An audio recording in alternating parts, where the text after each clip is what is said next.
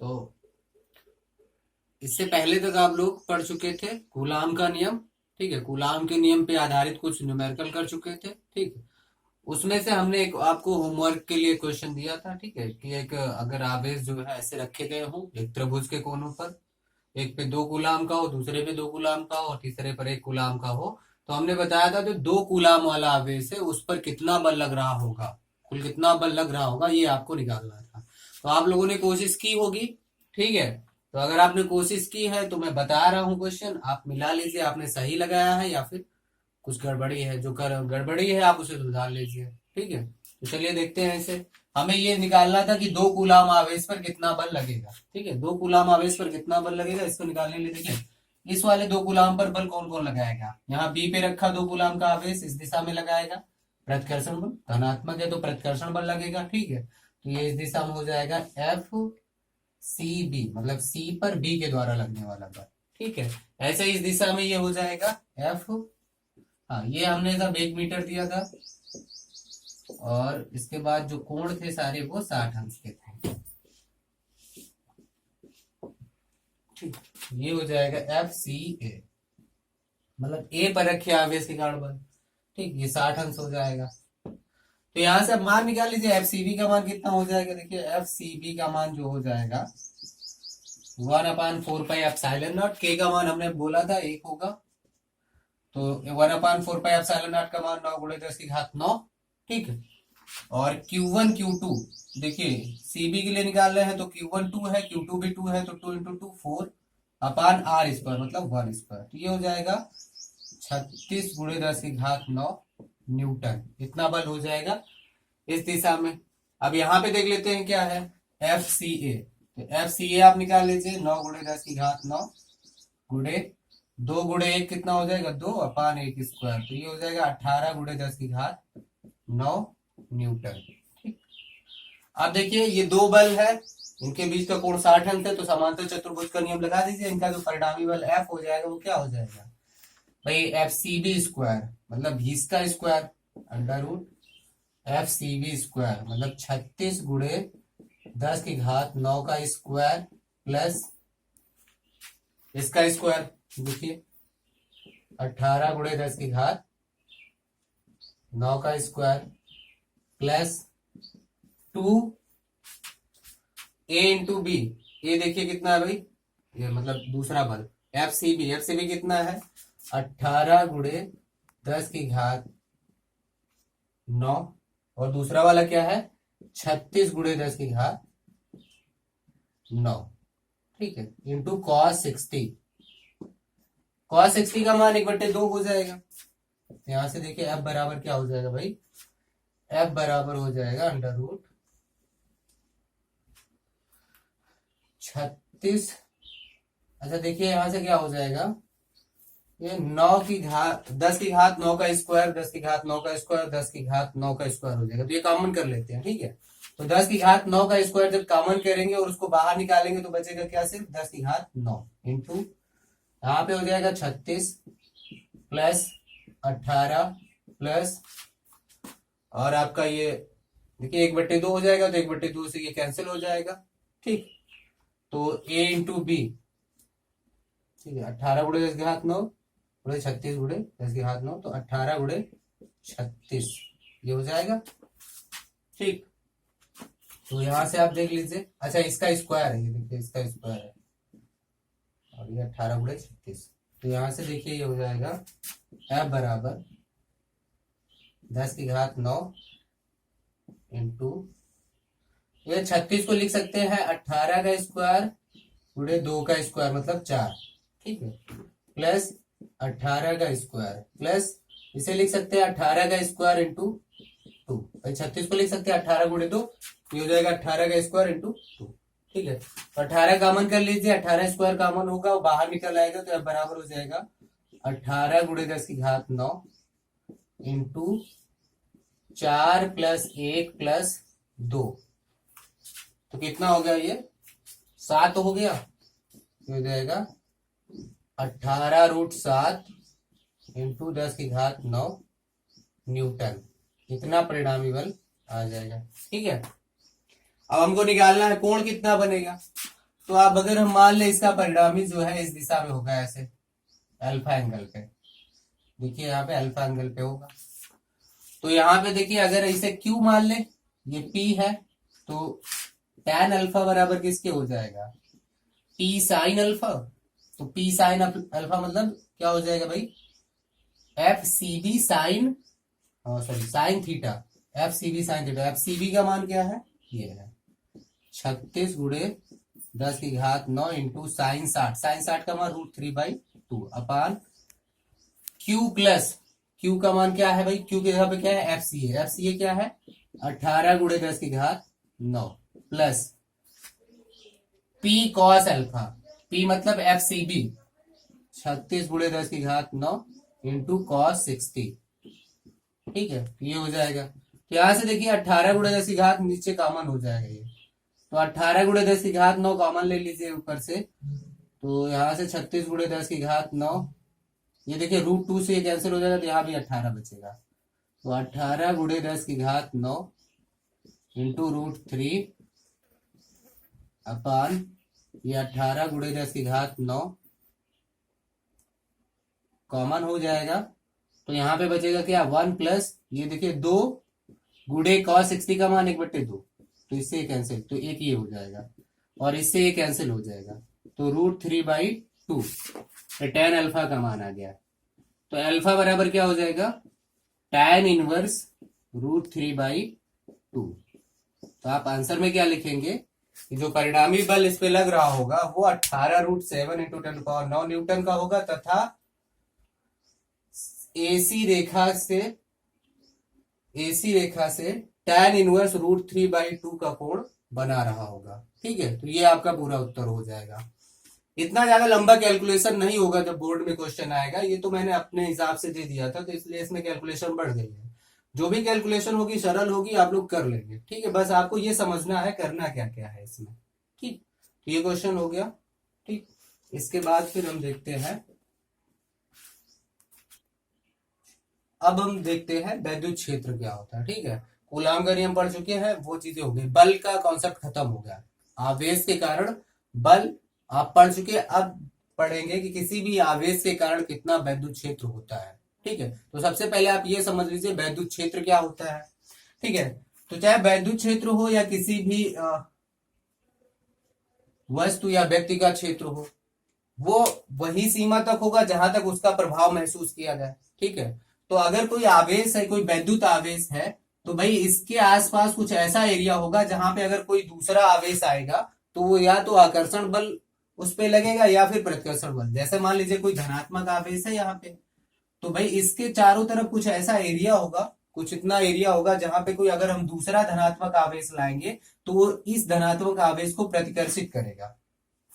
ठीक है, कुछ ऐसा यहाँ पे ऐसे कुछ दूर पर अगर दूसरा आवेश होगा तो आप जैसे जैसे आप इससे दूर जाते जाएंगे इसका जो प्रतिकर्षण बल है वो कम होता जाएगा। ठीक है, और जहां पे इसका प्रतिकर्षण बल शून्य हो जाए, मतलब कोई प्रतिकर्षण बल आवेश पे ना लगे, वही इसके वैद्युत क्षेत्र की क्या हो जाएगी, सीमा हो जाएगी। मतलब यहीं पे हम बाउंड्री बना देंगे कि इतने क्षेत्र में इस आवेश का प्रभाव है। तो जितने क्षेत्र में किसी आवेश का प्रभाव होता है वही उस आवेश का क्या कहलाता है, वैद्युत क्षेत्र।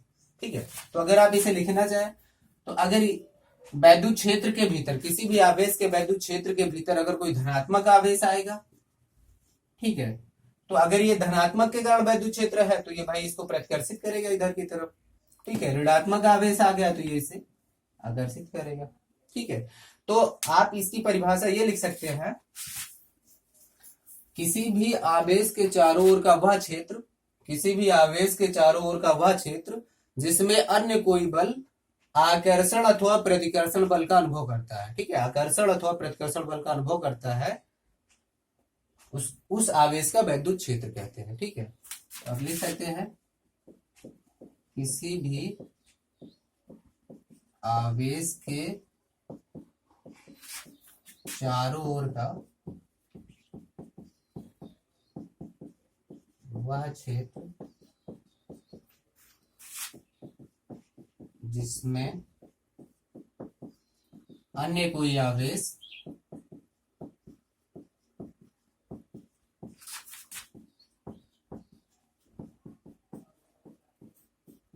आकर्षण बल अथवा प्रतिकर्षण बल का अनुभव करता है,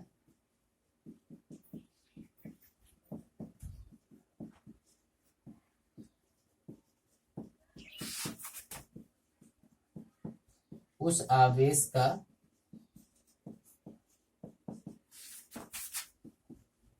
वैद्युत क्षेत्र कहलाता है।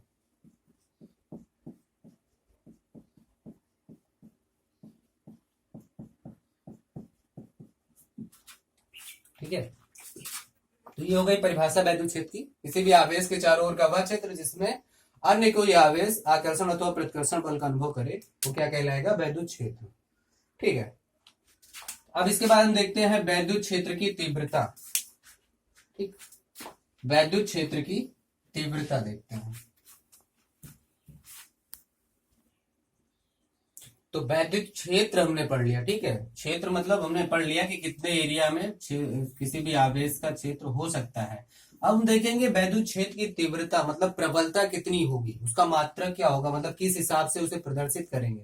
भाई अगर आप आवेश से दूर हटते जाएंगे तो तीव्रता घटती जाएगी।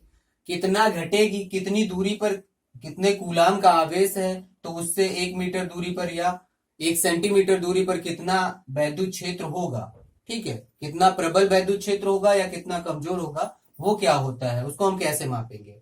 तो भाई देखिए, आप किसी भी वैद्युत क्षेत्र की प्रबलता का अनुमान इससे लगा सकते हैं कि वो वैद्युत क्षेत्र किसी आवेश पर कितना तेज बल लगा रहा है। जैसे अगर आप यहाँ पे कोई धनात्मक आवेश है, यहाँ पे कोई आवेश रख देंगे और दूसरा आवेश यहाँ पे रख देंगे, वही आवेश उतना ही, तो इस पे बल अधिक लगेगा प्रतिकर्षण बल, इस पे कम लगेगा। तो ये किस कारण हो रहा है भाई? क्योंकि यहाँ पे इस आवेश का जो प्रभाव है वो अधिक है और इससे दूर चले गए तो इसका प्रभाव क्या हो जाएगा? कम हो जाएगा। तो कहने का मतलब वैद्युत क्षेत्र की तीव्रता का जो मापन होता है वो कहीं ना कहीं किसी दूसरे आवेश पर लगने वाले बल के कारण ही होता है। ठीक है, तो आप वैद्युत क्षेत्र की तीव्रता को इस तरह से परिभाषित कर सकते हैं कि किसी भी आवेश के कारण उत्पन्न वैद्युत क्षेत्र में जो वैद्युत क्षेत्र की तीव्रता होती है इसे ई से प्रदर्शित करते हैं। ठीक है, इंटेंसिटी ऑफ इलेक्ट्रिक फील्ड। ठीक है,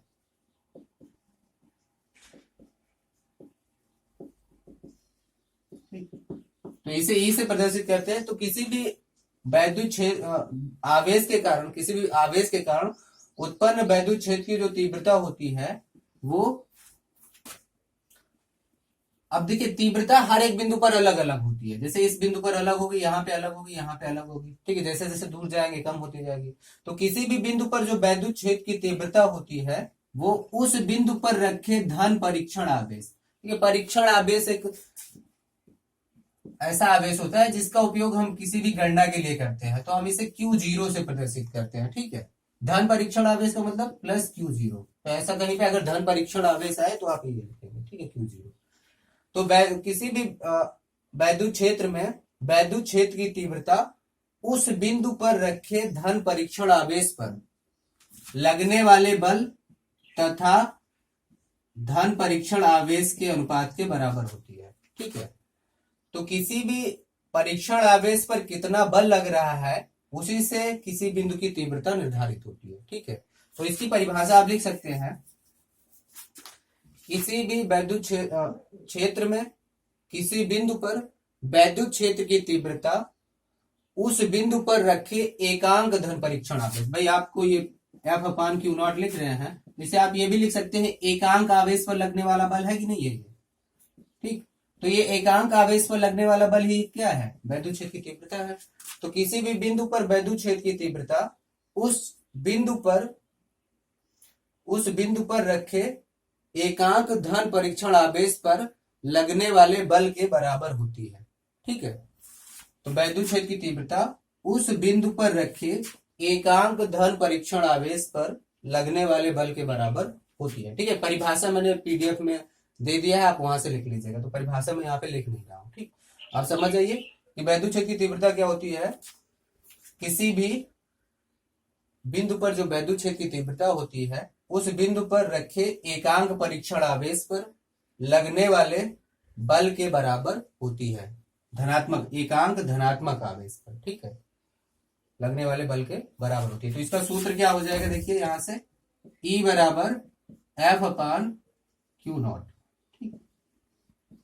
अब देखिए ये बल जो है सदिश राशि है, ये अदिश है, तो सदिश को अगर हम अदिश से भाग देंगे तो जो प्राप्त राशि होगी वो क्या होगी, ये भी सदिश राशि होगी। ठीक है, सदिश राशि हो जाएगी। ठीक, और इसका मात्रक क्या हो जाएगा, देखिए न्यूटन प्रति कूलम। ठीक, वीमा आप निकाल लेंगे तो वीमा क्या हो जाएगी, जो इसकी न्यूटन की वीमा होगी mL/-2 और कूलाम की क्या हो जाएगी, ET हो जाएगी। दोनों को भाग दे दीजिएगा, इसे ऊपर ले जाइएगा, हो जाएगा। तो ये वीमा हो गई, सूत्र हो गया। ठीक है, परिभाषा आपको मिल जाएगी। तो ये हो गई वैद्युत क्षेत्र की तीव्रता। ठीक, उसके बाद देखते हैं हम, हमने आपको बताया वैद्युत क्षेत्र क्या होती है, एक सदिश राशि होती है, तो उसकी दिशा कैसे निर्धारित होती है ये हमें देखना है। ठीक है, तो देखिए वैद्युत क्षेत्र आवेश के कारण उत्पन्न होता है, वो धनात्मक आवेश भी हो सकता है, ऋणात्मक आवेश भी हो सकता है। ठीक है, तो वैद्युत क्षेत्र भाई धनात्मक आवेश के कारण भी उत्पन्न होता है, ऋणात्मक आवेश के कारण भी उत्पन्न होता है। देखिए वैद्युत क्षेत्र की परिभाषा, हमने वैद्युत क्षेत्र की तीव्रता की परिभाषा ये बताई है कि किसी भी वैद्युत क्षेत्र में किसी बिंदु पर जो वैद्युत आवेश होता है, धनात्मक परीक्षण आवेश पर लगने वाले एकांक धनात्मक परीक्षण आवेश पर लगने वाले बल के बराबर होती है। मतलब परीक्षण आवेश यहाँ पे हम रख दें ऐसे। ठीक, एकांक परीक्षण आवेश पर लगने वाला बल यहाँ पे हम F निकाल लेंगे। अब बताइए भाई इस F की दिशा क्या होगी, इसके कारण इस पर जो लगने वाला बल होगा उसकी दिशा क्या होगी, इधर की तरफ होगी। तो जो इस बल की दिशा होगी, क्योंकि E बराबर क्या होते हैं, F/Q0। देखिए जो इस बल की दिशा होगी, Q तो भाई अदिश राशि है, इसकी दिशा होती नहीं, इससे कोई मतलब है नहीं। E की दिशा किस बात पे निर्भर करेगी, F की दिशा पर। तो जो बल की दिशा होगी वही वैद्युत क्षेत्र की दिशा होगी। तो यहाँ पे वैद्युत क्षेत्र की दिशा क्या होगी, वैद्युत क्षेत्र की दिशा वही होती है जो वेक्टर F की दिशा है। ठीक है, वैद्युत क्षेत्र की दिशा वही है जो वेक्टर F की दिशा है। तो ये हो जाएगा आपका वैद्युत क्षेत्र की दिशा। अब ये तो हो गया धनात्मक, धनात्मक आवेश के कारण वैद्युत क्षेत्र की दिशा क्या होगी भाई, यहाँ पे देखिए इस पर लगने वाले बल की दिशा क्या होगी, इधर की तरफ। तो धनात्मक आवेश के कारण जो वैद्युत क्षेत्र की दिशा होगी वो आवेश से बाहर की तरफ होगी ये। ठीक, अच्छा ऋणात्मक आवेश के कारण देख लेते हैं। ऋणात्मक आवेश रखा गया, इसके कारण वैद्युत क्षेत्र मान लीजिए यहां तक है, तो इसकी दिशा क्या होगी, तो यहाँ पे ऋणात्मक आवेश है, तो यहाँ पे एक आप धन परीक्षण आवेश Q0 रख दीजिए। तो बताइए इस पर बल किधर की दिशा में लगेगा, इस आवेश के कारण इस पर बल किधर की तरफ लगेगा, इधर की तरफ लगेगा ना। तो F की दिशा ये होगी, तो वैद्युत क्षेत्र की दिशा भी क्या हो जाएगी, इधर की तरफ। कहने का मतलब अगर यहाँ पे रख देंगे धन परीक्षण आवेश तो बल की दिशा इधर होगी, यहाँ पे रख देंगे तो इधर होगी, यहाँ पे रख देंगे तो इधर। तो यहां से क्या निष्कर्ष निकला कि ऋणात्मक आवेश के कारण जो वैद्युत क्षेत्र की दिशा होती है वो आवेश के भीतर की ओर होती है, ऐसे ये। ठीक, तो ऋणात्मक आवेश के कारण जो वैद्युत क्षेत्र की दिशा होगी वो उस ऋणात्मक आवेश के भीतर की ओर होगी, और धनात्मक के कारण जो दिशा होगी वो बाहर की तरफ होगी। ठीक,